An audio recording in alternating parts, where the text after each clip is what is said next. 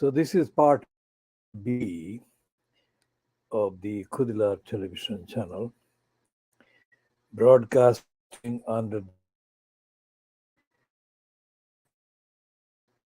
months 20 hours edition or bulletin on Sunday the 12th of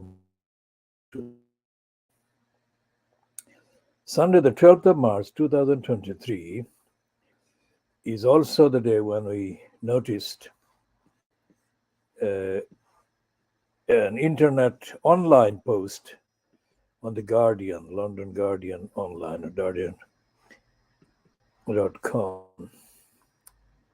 And we shall and read what it says.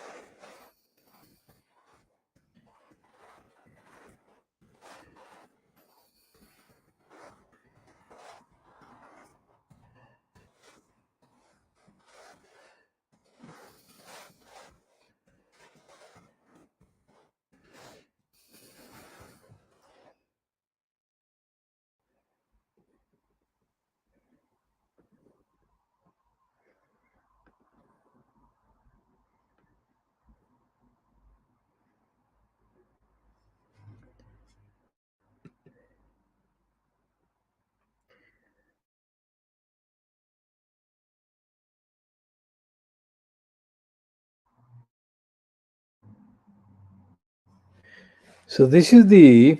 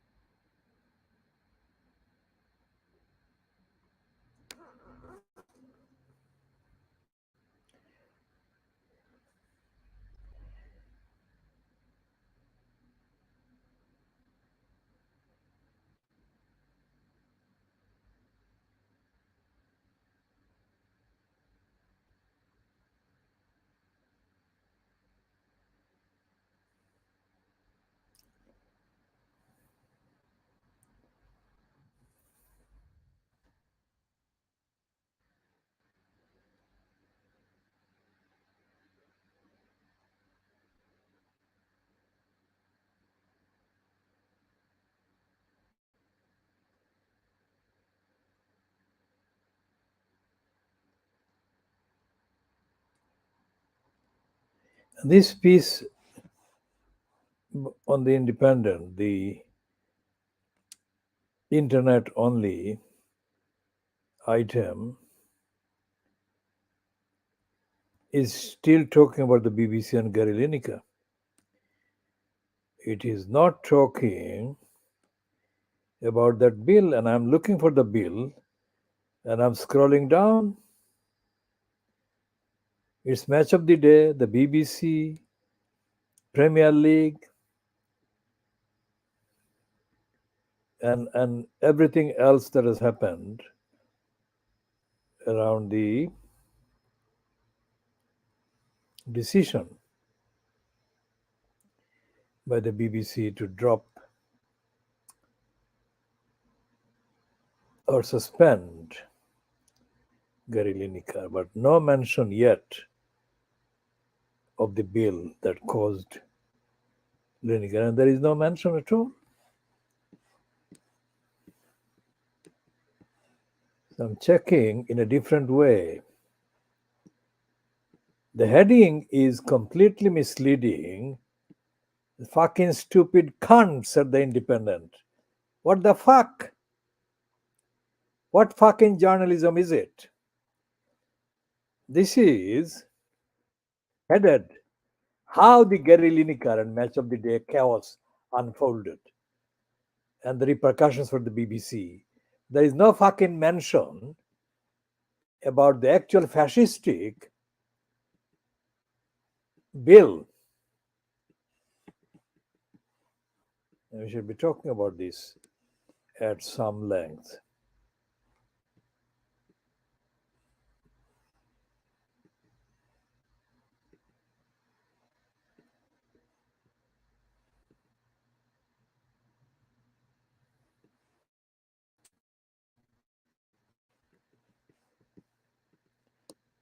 Okay. Just going over to the piece in The Guardian, which has got, compared to the independent version, has got at least some sort of relationship with the actual bill. The saga began when Lineker described the government Stop the Boats Bill. That's the bill. The bill is being called popularly Stop the Boats Bill. Unveiled last week as an immeasurably cruel policy directed at the most vulnerable people in languages used by Germany in the 1930s. Now that is much more accurate compared to the Independent. So let's go and search for the Stop the Boats bill. Let's see if we can locate it. And we should check the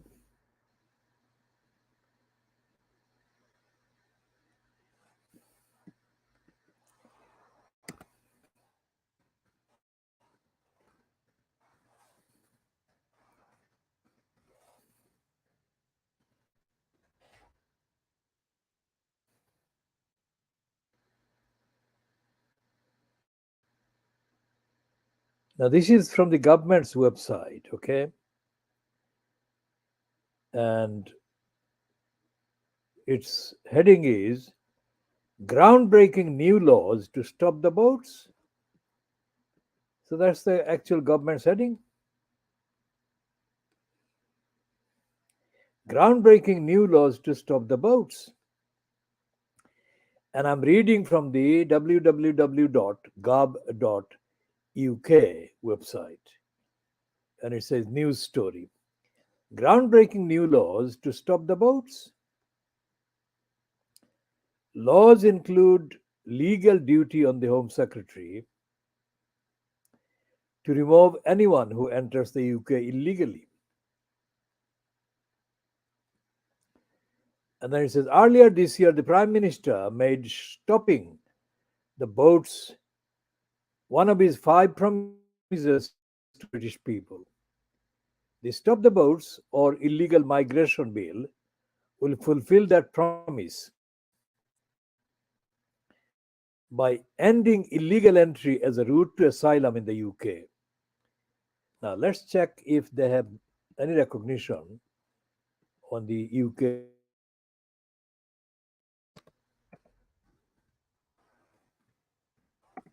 of the most important element, which is the international treaty obligations that the United Kingdom is under. Okay, let's check. We're checking very thoroughly all these items.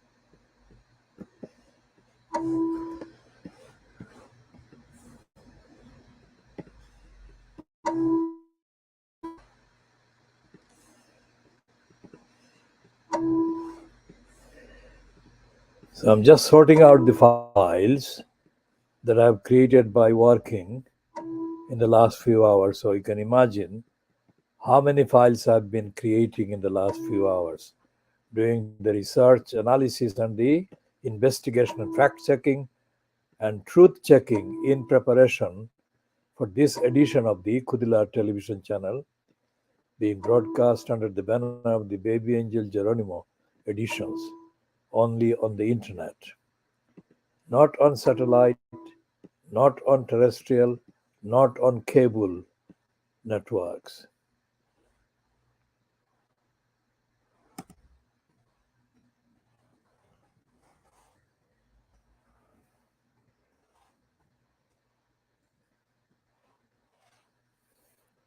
How many files have I created in the last few hours? Let's check. Part of the this one is 89 files, and let's check the time in which I have created 89 files.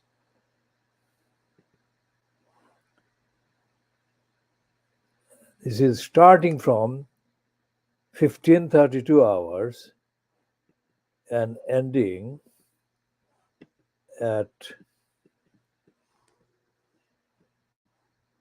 is it that time?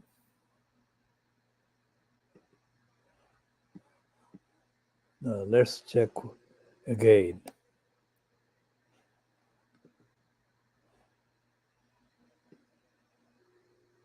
(1327). So started at 1327 and ending at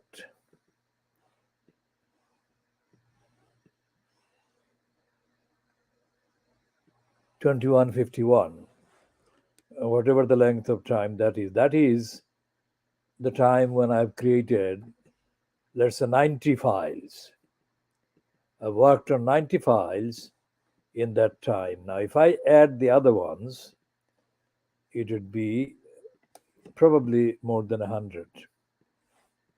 That is the amount of work that is needed in preparation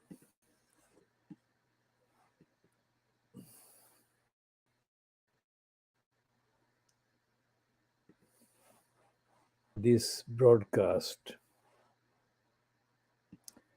to get the facts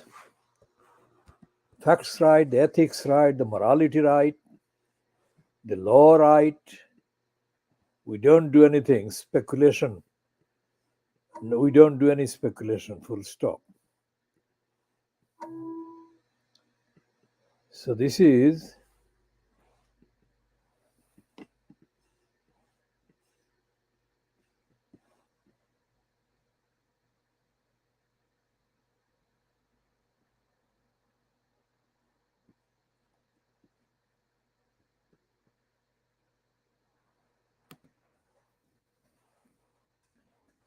now in the course of that research, we of course read the piece several times.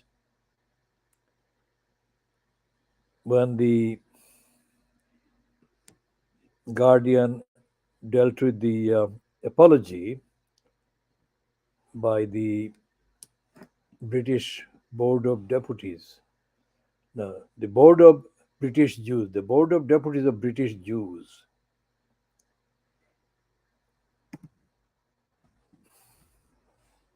and the Board of Deputies of British Jews, which was founded in Britain a few hundred years ago, hardly has apologized to anyone.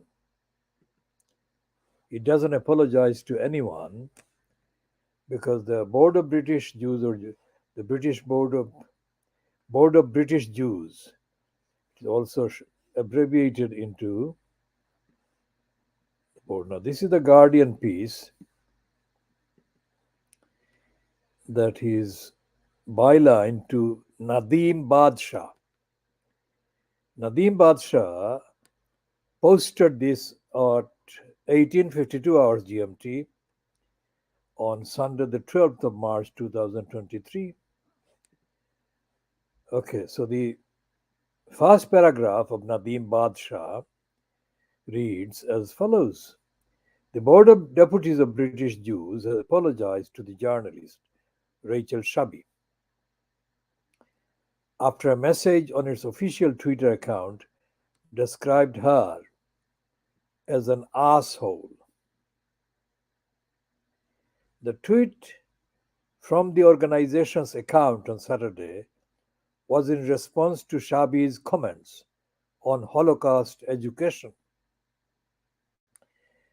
The subsequently deleted tweet read, Rachel Shabi telling the head of the Holocaust Education Trust that she is plainly wrong about the Holocaust is the definition of chaspa, the shamelessness of this asshole.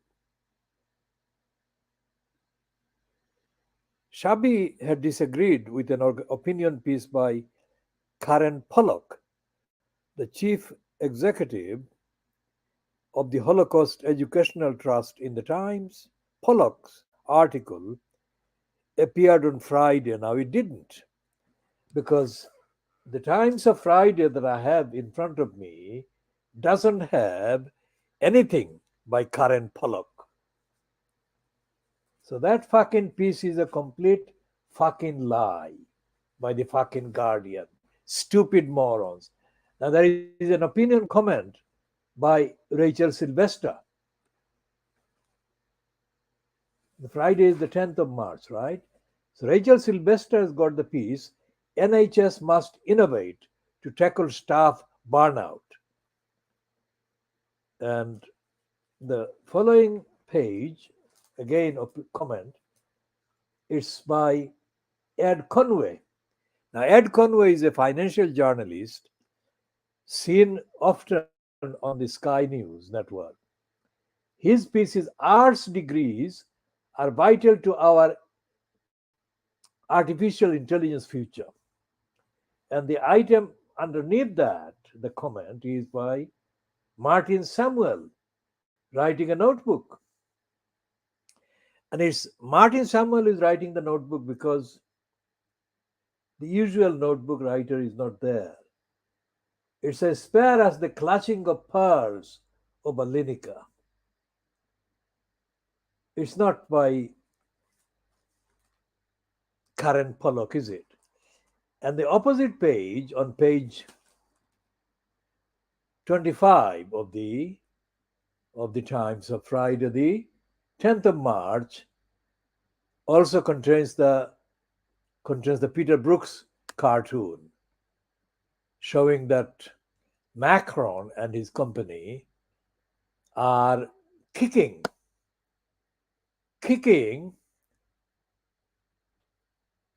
Rishi Sunak, and Sunak is saying, will you take back cross-channel migrants? And Macron is, of course, saying, fuck off. That's what Peter Brooks is doing in his cartoon. Underneath the Peter Brook cartoon is a piece about America. DeSantis may be too much of a throwback. And it's written by Gerard Baker. Gerard Baker's piece, subheading, Florida governor's record in office would usually sustain a White House run, but achievement counts for little today.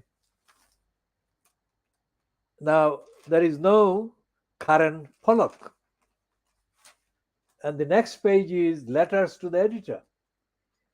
So I made a kind of concession and gave him the benefit of the doubt, and suppose that he might mean by a comment piece a comment in a letter by Karen Pollock, but there is no Karen Pollock listed by the Times among the letter writers that the Times has published on Friday. So the Guardian is completely fucking stupid. It says Pollock's article appeared on Friday. Where the fuck? Amid growing over a tweet by Gary Lineker, who had described the government's immigration policy as immeasurably cruel, and using language not dissimilar to that used by by Germany in the 1930s. Now, what Gary Lineker was doing a tweet, which by definition is limited to the number of words that can be accommodated in one tweet. So he should have either done a kind of series of tweets so that he could have explained what he was meaning. But he didn't do that. He assumed that was enough. So this Guardian piece by Vedh Shah says, in her piece, Pollock wrote, however passionately we feel about important and pressing issues of the day, comparing those current concerns with the unimaginable horrors of the Nazi period is wrong. Now, whichever editions of the Times, if there was another edition that Vedh Shah was referring to that I haven't seen, because I bought only one. I mean, I can only buy one copy of the Times, can I not? I mean, it's not possible to buy all the editions because all the editions are not there. At the newsstand, there is only one edition of the paper concerned, anyway. So, in our piece, Polo wrote, however passionate, in response, Shabi, who has written for The Guardian and New York Times, tweeted, this is plainly wrong. A key tenet, a key principle, let's say, of Holocaust education is never again for anyone. The Holocaust is unique, but never again is in quotation marks, is universal. Drawing out similarities and parallels is critical and part of the education. In response to the tweet from the Board of Deputies account, Shabi wrote on Saturday night, Hi, Board of Deputies, do you want to apologize and explain how this happened? It's not a very tough question, is it? The organization, which was established in 1760, which is in the 18th century, and comprises more than 300 deputies directly elected by the synagogues and communal organizations they represent, issued an apology on Saturday. It wrote, late last night there was a tweet issued in error from the Board of Deputies Twitter account directed to Rachel Shabi. This tweet used inappropriate language for which we unreservedly apologize. It doesn't say apologize to Rachel Shabi, but that's what it is. The tweet was immediately removed. We have also reached out privately to apologize. They again don't mention that they have reached out to Rachel Shabi. Shabi has welcomed the apology, but urged the organization, that is the Board of Deputies of British Jews, to take action against the person responsible.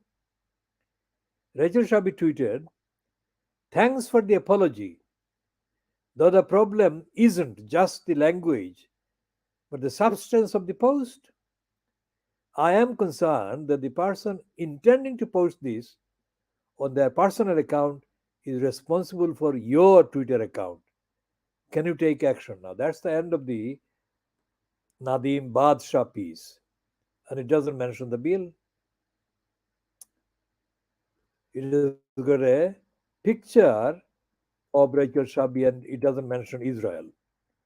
Now, whoever is watching this, whenever you are watching this, you need and you deserve the facts. And the facts include the following. I shall do a neutral kind of citation, neutral that is objectively accessed, so that you can see where I'm getting the source, what the source I'm using.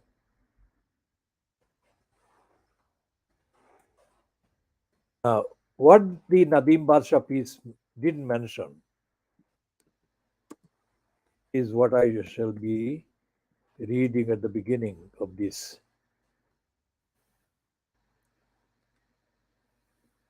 entry.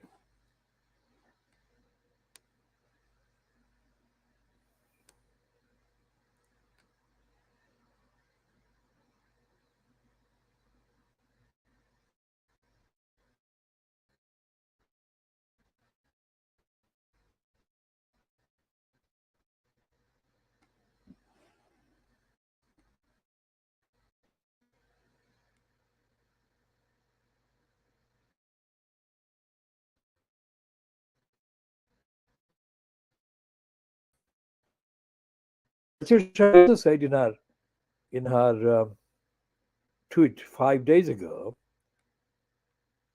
well, 1 day, 3 days, and 5 days.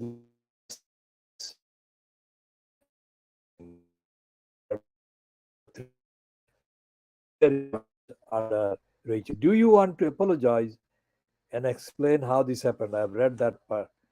That was 1 day ago. And the tweet 3 days ago, the fact that there is a roaring, screaming, front page news-leading outcry about Gary Lineker's tweet.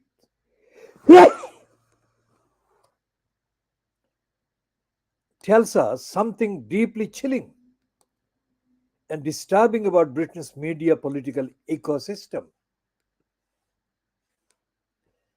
And the tweet she posted 5 days ago, that is appearing in the search on Google, Israel's anti democratic coup is not an aberration, but an acceleration in the direction the country has been taking for decades. The difference now is that the target is Jewish Israelis, not just Palestinians. And that is in The Guardian.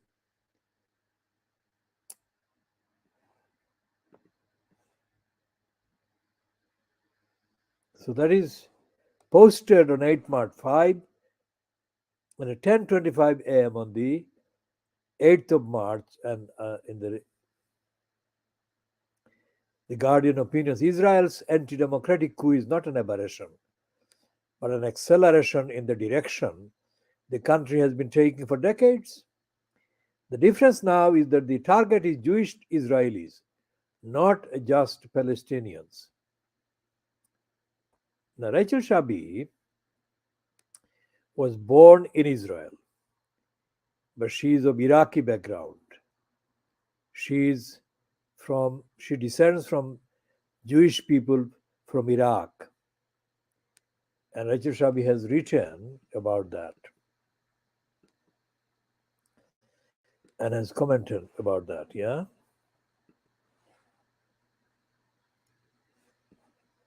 And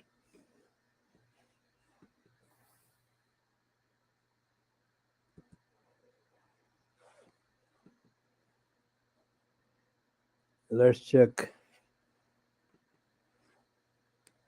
Okay, so Rachel Shabi, born in Israel to Iraqi Jewish parents in Ramat Gan. Shabi grew up in the UK. She studied politics and literature at the University of Edinburgh. And it says born Ramat Gan, Israel, and occupation journalist and author. So the career is described in the Wikipedia entry as a journalist based in the UK, having also reported from the Middle East, including on the Israel-Palestinian conflict, and from Tunisia and Egypt. As well as focusing on the Middle East, she writes on issues such as progressive politics, the far right, counter-extremism, and migration. She is also the author of a book and regularly appears as a commentator on international news channels. Shabi has written for publications including The Guardian, the New York Times, the London Times, the Independent, Al Jazeera English, Foreign Policy, Prospect, and the New Statesman. Now, this is the most talked about book about Rachel Shabi. Not the Enemy, Israel's Jews from Arab Lands. Obviously, she talks from her own experience. Was published in 2009. And in the work, Shabi argued that Israel has discriminated against and culturally stripped its population of Jews from Arab and Muslim countries. The book received a National Jewish Book Award. Shabi was shortlisted for the 2011 Orwell Journalism Prize and was a joint winner in the press category of the Anna Lindh Journalist Award for reporting across cultures for her article "We Were Looking for a Nice, Peaceful Place Near Jerusalem," published by The Guardian the same year. In 2013, Shabi won the International Media Awards Cutting Edge Media Award. In September 2017, Ian Dale placed Shabi at number 30 on his list of the 100 most influential people on the left, up 60 places on his previous listing. Noting that omnipresent on our screens, The redoubtable Shabi is one of the few Corbyn supporting commentators to be taken seriously by the media. Thoughtful and fluent, she deserves a massive rise in this year's list. That is Ian Dale. Shabi identifies as an Arab Jew and has lamented the stigmatization of Arab Jewish culture in Israel. Now, this is the background, and this is all of it, most of it anyway. In the entry, I'm retrieving as I'm broadcasting from the Wikipedia website. Now, Shabi is therefore not a non Jewish person. She's highly visible and highly audible and highly active and highly regarded, if you like, mainstream media personality in the UK. So for her to be given an unreserved apology by the Board of British Jews is not exceptional. This is how it should be. But it shouldn't be. Anyone else who is not a Jewish person would receive anything like the apology that she has received. In fact, anyone daring the act of any Jewish person, no matter how unrelated that person's action under reference may be to their faith, their religion, or the state of Israel, would be preliminary target of outright condemnation as anti-Semitic. So we should be talking more about the anti-Semitism and all the rest of it in due course, more extensively later, not in this edition, but later. But that's the reference to the Rachel Shabi getting an apology, which is an achievement, no matter whether she is Jewish or not. The fact that the Board of Deputies of British Jews has apologized to anyone is unprecedented or is very, very, very rare, because the records show that the Board of British Jews considers itself, regards itself as invincible, as being above reproach, as being above criticism. Full stop. The other thing about the Board of British Jews is that condemned, it has not condemned the UK government on any of its racist policies. And the UK government never would let any race that. So the Board of British Jews has not condemned, as far as we can see, really condemned the genocides being carried out against other people. Genocides that have been ongoing. The genocides that have been taking place for the last 80 years. If the targets of the genocides are not Jewish people. So this is the fundamental fact which the Guardian is suppressing, and of course it goes without saying, the rest of Fleet Street is suppressing. Which shows that genocide has been taking place in other countries against other people, and nobody is actually taking serious action. For example, how many genocides can be accommodated in the time length of the time that we have on this program? Let's mention the genocide that is referred to most frequently and has been referred to most frequently in the last 3 years by the mainstream British media, including Private Lie, which claims to be critical of the mainstream media but is as racist, as anti-Muslim as the rest of the media it claims to be critical of.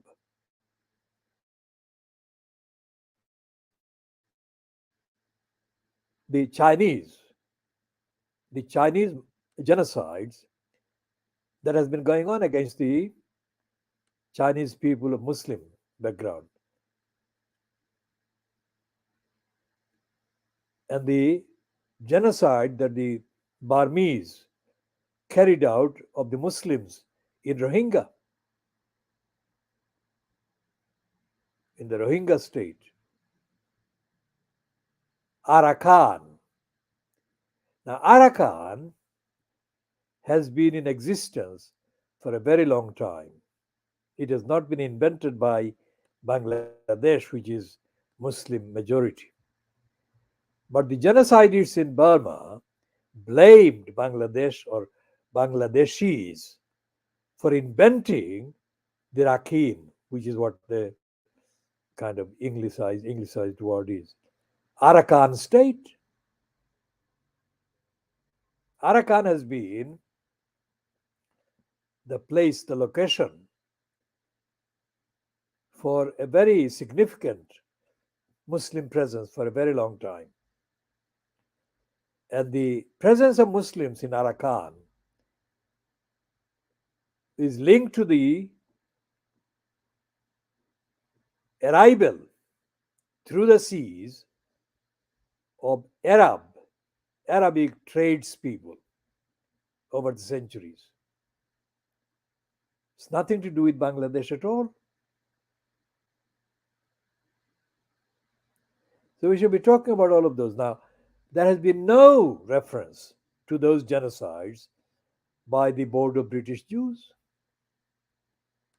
Now, most certainly and most significantly, Sky News, in its slot called Press Preview slot, has got introduced a new guest on this slot who is described as the editor of the Jewish Chronicle. Now, the Jewish Chronicle does not recognize violations of human rights of other people. Although literally it can be expected to just confine itself to cruelty, discrimination against people who are Jewish. But if you look at the context, the whole approach to the contents of the Jewish Chronicle, you will find that not only does it not confine itself to attacks on and cruelties against the Jewish people, it also supports fascists. If the fascists are attacking Muslims, if the fascists are attacking the most vulnerable, to use the term vulnerable that Gary Lineker used in his tweet under reference. And the Jewish Chronicle's current editor, who appears on the Sky News Press Preview, is a comprehensive far-right extremist, Trump-supporting, Boris Johnson-supporting, conservative-supporting, reactionary liar. Now, he's not a journalist. His main career has been as an operative propagandist for the far right. And nobody knew where he came from. Sky News suddenly launched him on the viewers.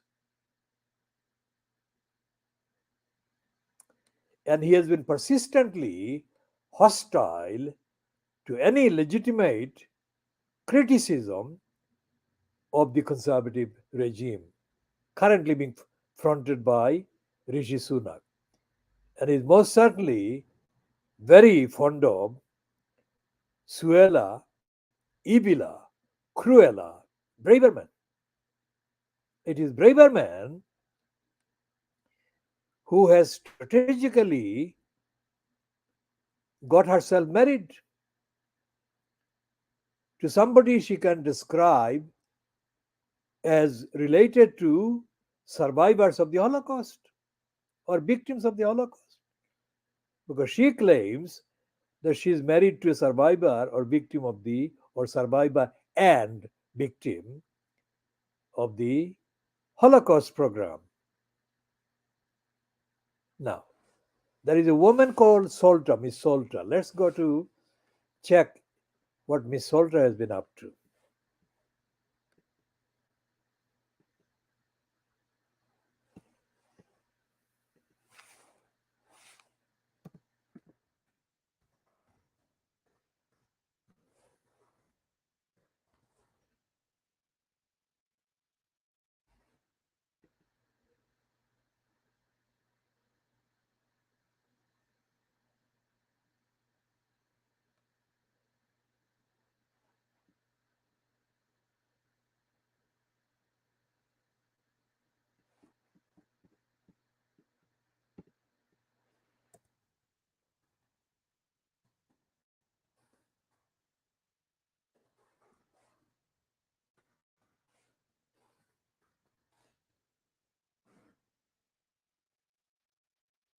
Now, this woman is called Joan Solta. Now, Joan Solta is, she carries the MBE and is a child survivor of the Holocaust. She was born in Belgium, in Brussels, as Fanny Zimetbaum on the 15th of February 1940 to Polish Jewish parents. Now, as she told the Guardian a month ago, this is what the piece in the Guardian said. And the Guardian piece was published at 6 o'clock, 600 hours GMT on Tuesday, the 17th of January 2023. And it's published under Opinion and Immigration and Asylum. Now, when I condemned the Nadim Badshah piece about Gary Lineker as being stupid and idiotic and dishonest, I meant the evidence given by John Soltra and as carried by the Guardian itself on the 17th 2023. And the piece writes, the heading is, I confronted Suella Braverman because as a Holocaust survivor, I know what words of hate can do. John Solter. By demonizing refugees, the Home Secretary causes divisions that can lead to tragedy. We must not forget the lessons of the past. The hateful looking Suella Braverman in the picture by Jessica Taylor, UK Parliament, AFP, Getty Images. At 83 years old, my going viral on the internet thing I would have expected. But a video of me confronting the United Kingdom Home Secretary, Suella Braverman, at an event on Friday has so far been viewed more than 5 million times. For a long time, to the language used by many politicians to demonize certain groups in this country. As a child survivor of the Holocaust, I had to speak out. Let me tell you why. Next week, on 27th of January, we commemorate one of the worst atrocities committed in human history.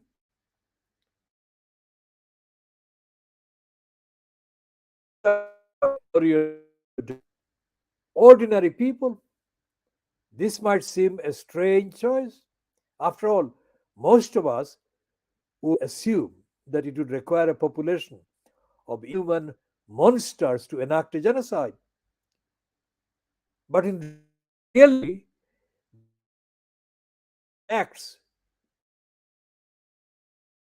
were carried out by one group of ordinary people began in a country where Jews and non Jews had lived together in peace for generations. A small Jewish population, less than 1%, was so integrated into German culture that the majority looked upon themselves as Germans, with a variety of degree of adherence to Jewish culture and traditions. So, how did this relative harmony turn to hatred in such a short period of time? Through the use of language, the language of hate and division. This was the method used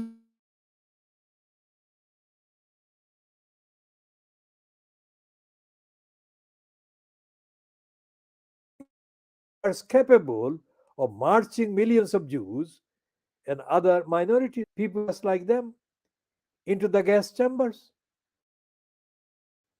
It is what enabled ordinary soldiers to return to their wives and children, satisfied that they were protecting their country from social problems caused by people whom their government had condemned were less than human.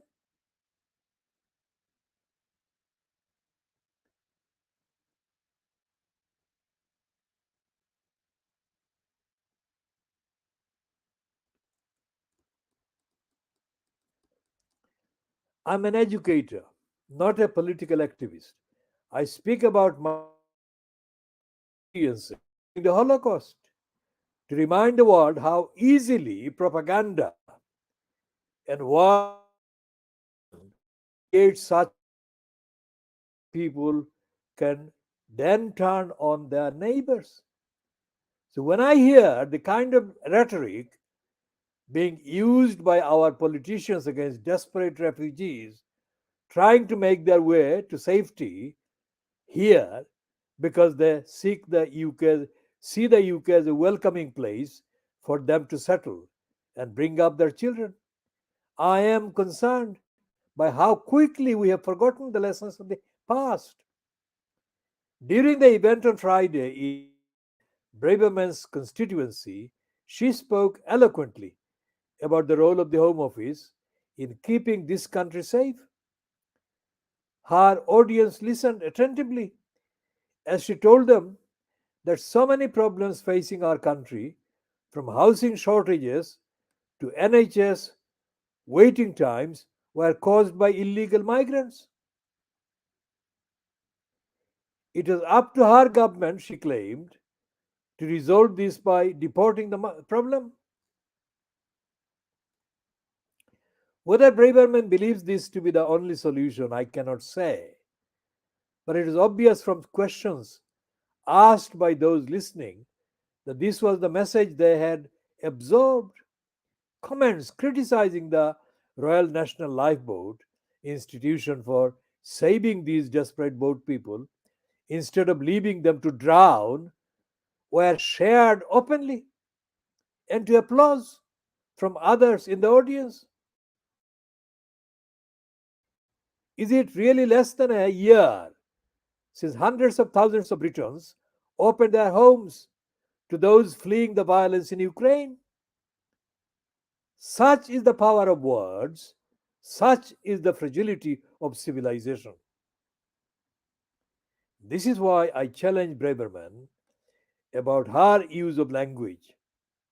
I'm not naive enough to think there are simple answers to the social and financial problems we are experiencing.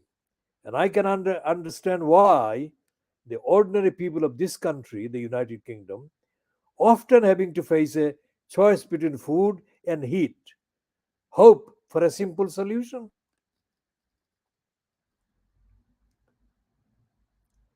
But I feel strongly that there are alternative reasons for the difficulties being endured beyond the 100,000 or so refugees waiting to be processed before they can rebuild their lives. I also believe that it is important to remind the government of the wise words commonly attributed to Abraham Lincoln. You can fool some people all the time, and you can fool all the people some of the time, but you cannot fool all people all the time. So, Miss Braverman, stop your dangerous rhetoric and find other solutions, or history will not forgive you. And the ordinary people who have swallowed your words will eventually regret it. Now, there is a one line description of John Salter, who is an educator and Holocaust survivor. And then there is an invitation to the reader by The Guardian. Do you have an opinion on issues raised this article? If you would like to submit a response up to 300 words by email to be considered for publication in our letters section, please click here. Now, obviously, this is a broadcast program which is going live on the internet, the Khoodeelaar television channel. And I'm just reading that as I've just read that John Salter opinion dated the 17th of January 2023 on the Guardian website. Now, this is the question. Nadeem Badshah didn't refer to John Salter, nor did Jessica Alcott, nor did two of her co-writers of the later piece which appeared at 1919.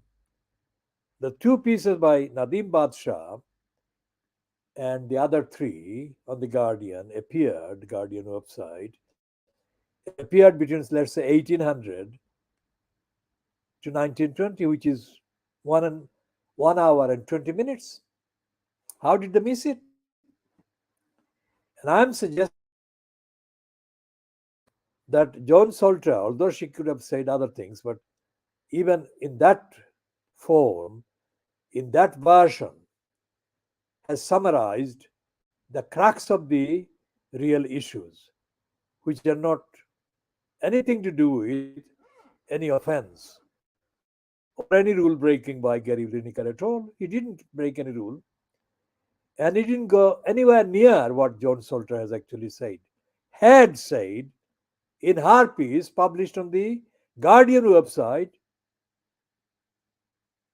on the 17th of January, which is 17th of February, 1 month, and Gary Lineker came just 3 weeks. So let's look at the calendar.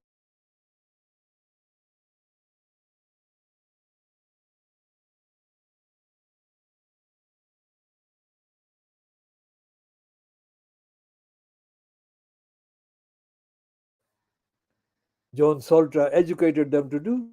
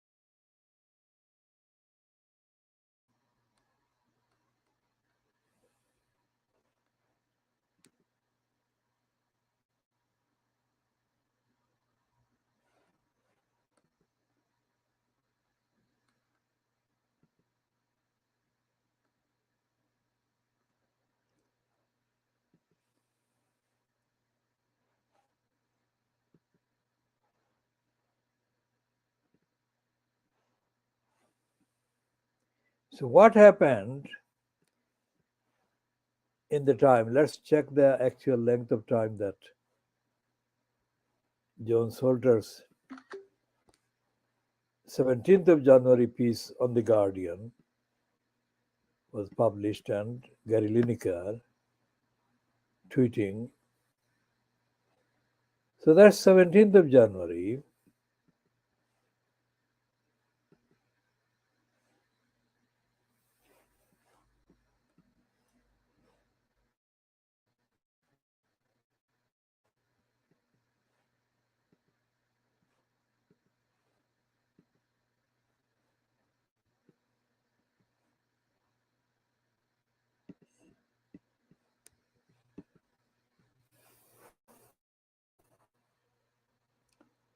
17th of January is Tuesday, and the next week ended on the 4th of February. So 2 weeks, 3 weeks, 11th of February, 4 weeks, 18th of February, 5 weeks, 20th of February, 6 weeks, 4th of March, that art on Gary Lineker,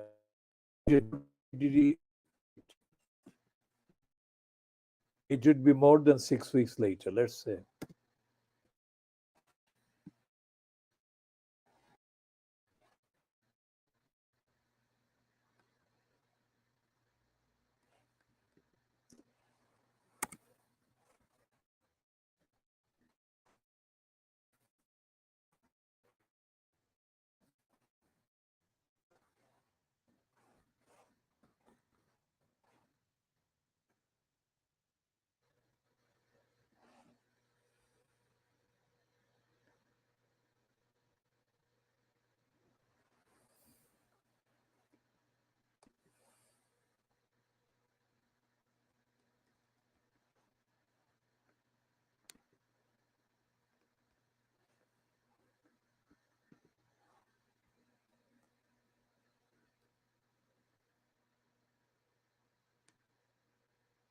Gary Lineker was absent from presenting Match of the Day last night. This is the item published, updated on the 11 hours today, Sunday. So what date are they saying he did this?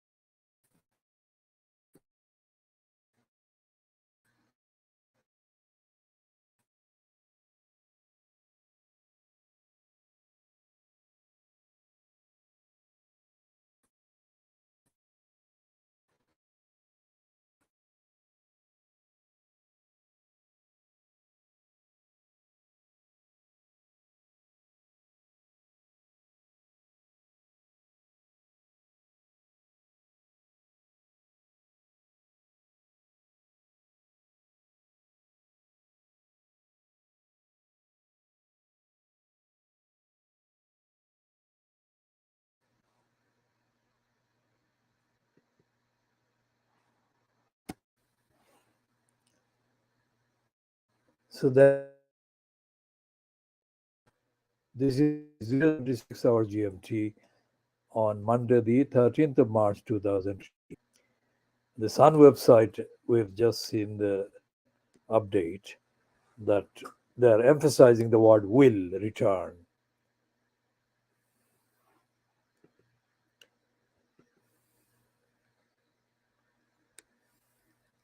So look at the Independent online, looking for the actual date when Gary Lineker posted that tweet.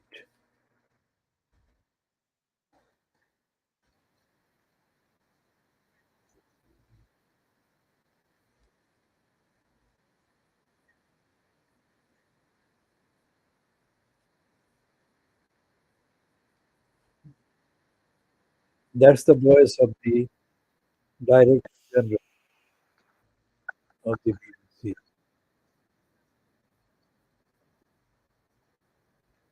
So that was Tuesday.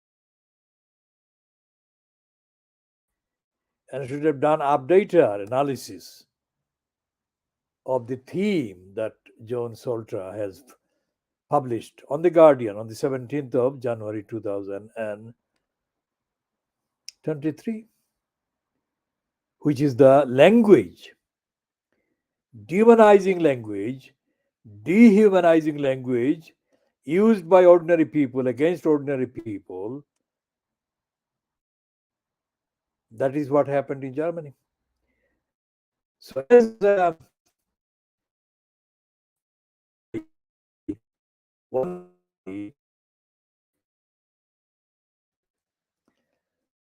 gives press preview,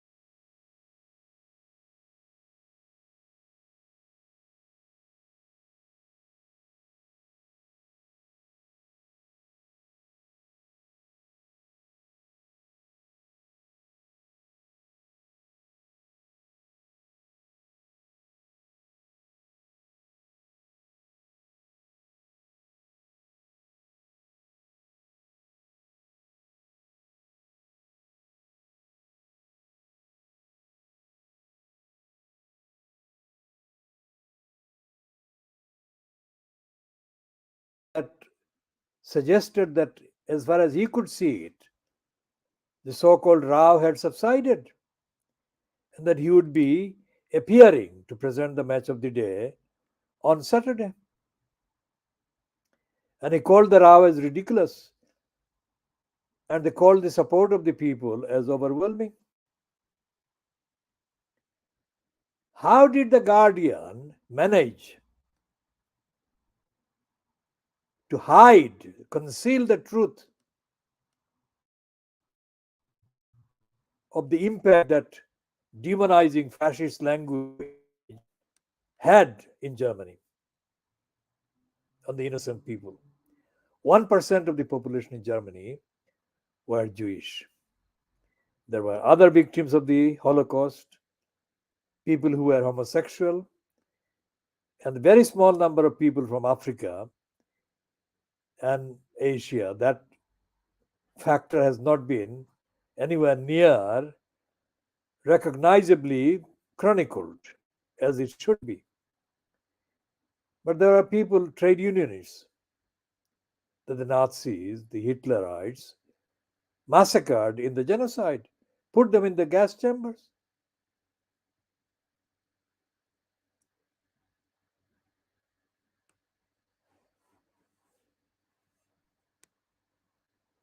as we said, the BBC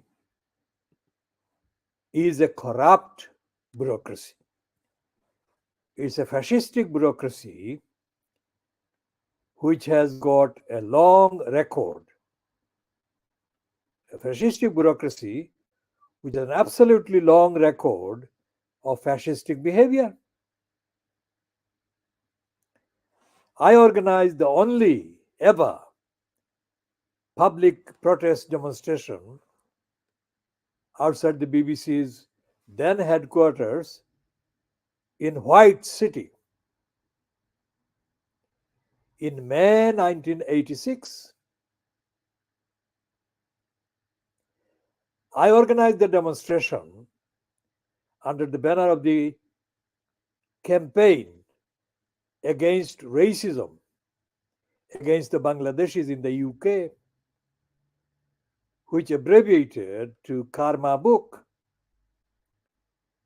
And the demonstration that I organized in May 1986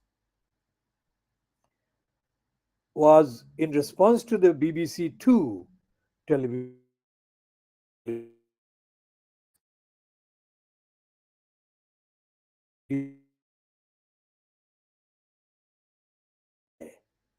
in 4 parts on every Thursday called King of the Ghetto. Now, the King of the Ghetto, the BBC had created as a part of the agenda to demonize the Bangladeshis in the East End of London.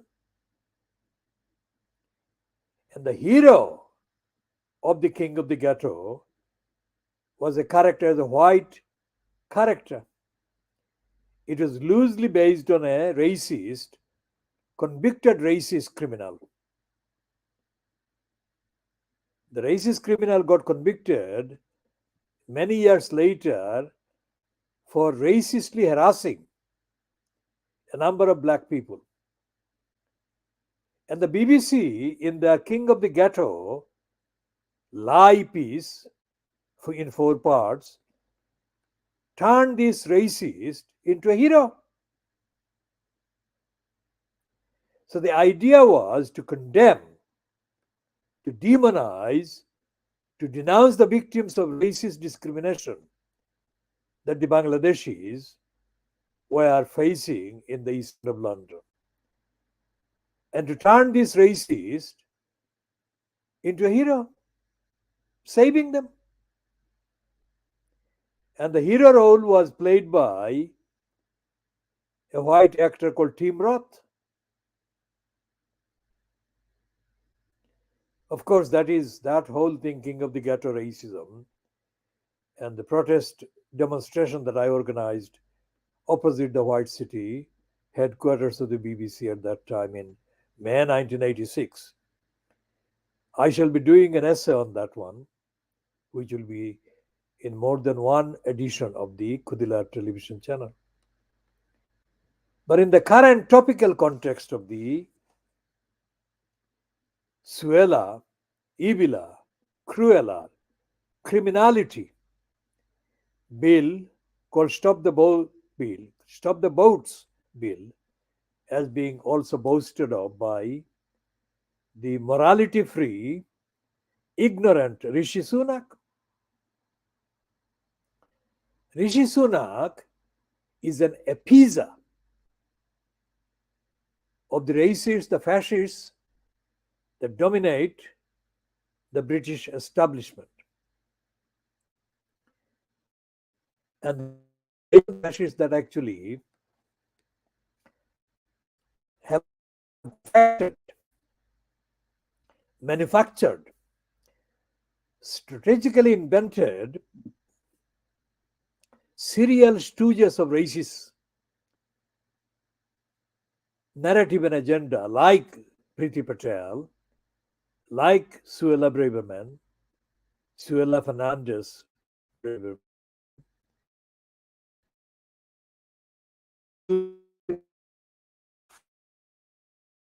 this is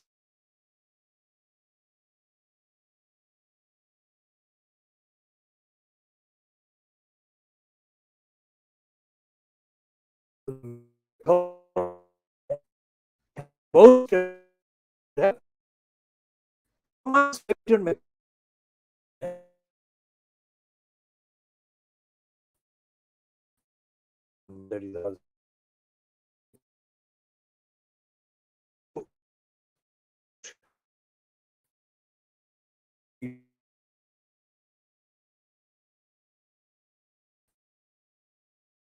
into an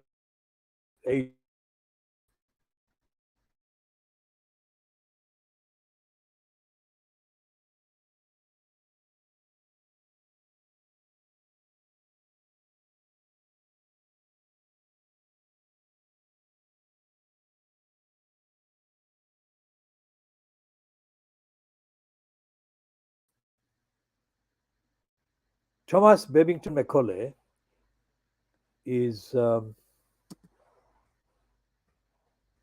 described as Thomas Babington Macaulay. Look at the fucking obscene fucking elevation of the cunt. Thomas Babington Macaulay, first Baron Macaulay, PC, FRC, FRSE, fuck the lot of them, was a British historian, politician, who served as the Secretary of War between 1839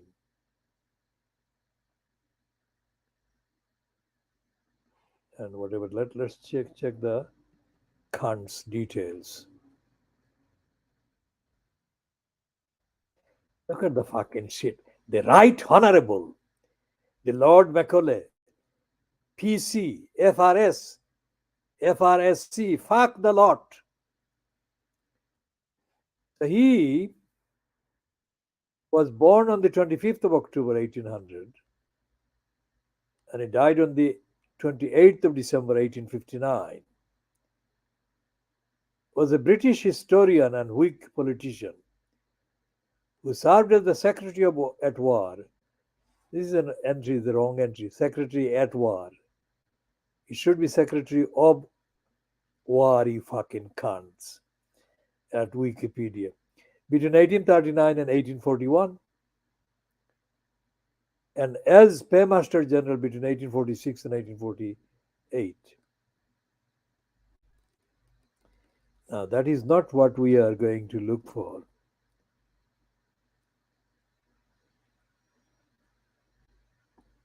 Now, this is the part 1834 to 1838.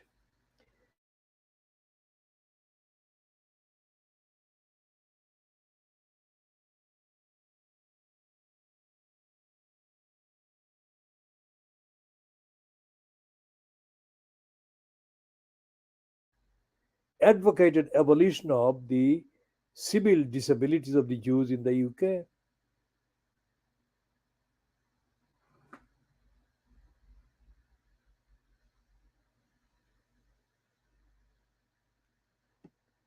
Now, what was the civil disabilities?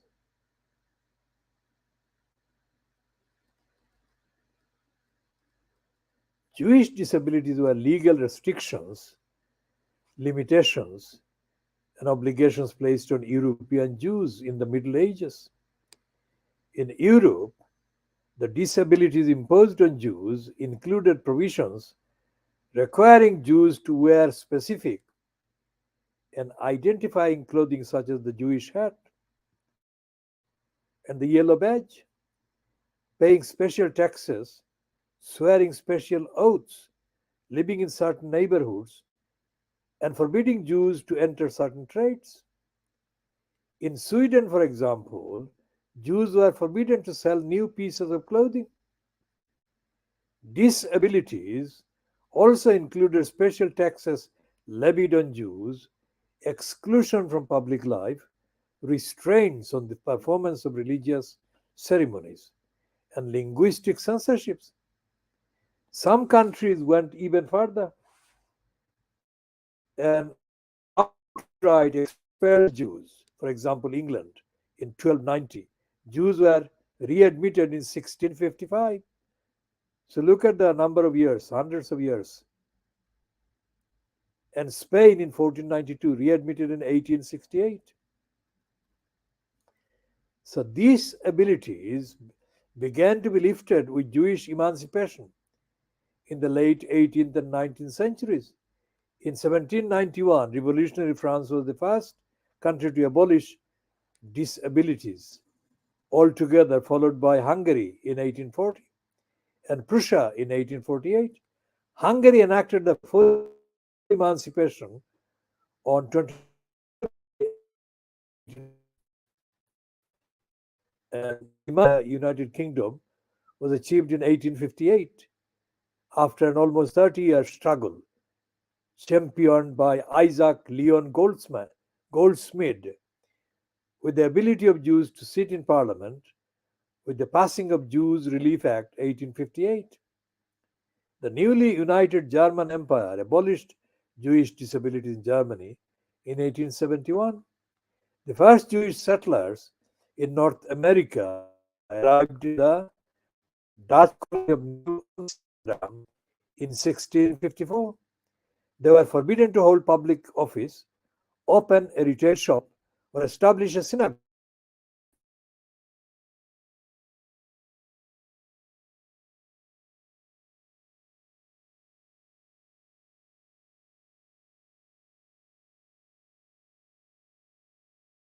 Served North America